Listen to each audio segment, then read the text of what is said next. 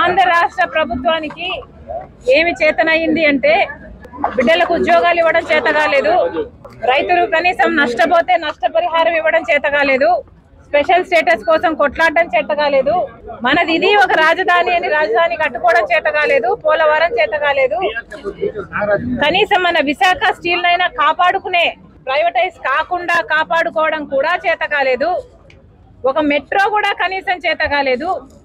ఈరోజు ఏం చేతనయ్యింది అంటే జర్నలిస్టులను కొట్టడము, ప్రతిపక్షాలు పోరాటం చేస్తే ప్రజల పక్షాన మాట్లాడితే వాళ్ళని అతి దారుణంగా అవమానించి ఇదిగోండి గాయపరిచి మరీ పోలీస్ స్టేషన్లలో కూర్చోబెట్టడం, ఇదే చేతనైంది సర్కార్కి.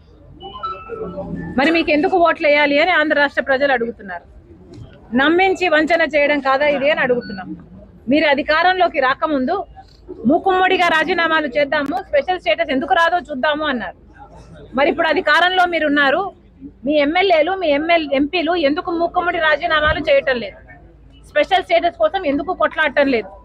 బీజేపీ ఏమో స్పెషల్ స్టేటస్ ఇవ్వము అని వాళ్ళు తేల్చి చెప్పినా కూడా వాళ్ళు ఏదో మనకు ఫేవర్ల మీద ఫేవర్లు చేస్తున్నట్టు బీజేపీకి ఎందుకు ఊడిగలు చేస్తున్నారు?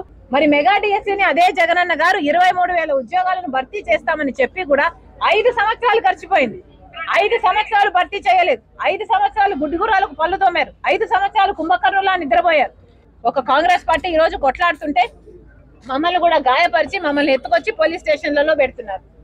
ఇక జర్నలిస్టులు అడిగితే వాళ్ళని చితక బాదుతున్నారు. ఇది ఎక్కడ న్యాయం అంటున్నాం? ఇది ప్రజాస్వామ్యం అవునా కాదా? ప్రభుత్వం సమాధానం చెప్పాలి. పెద్ద పెద్ద మాటలు చెప్తారు కదా.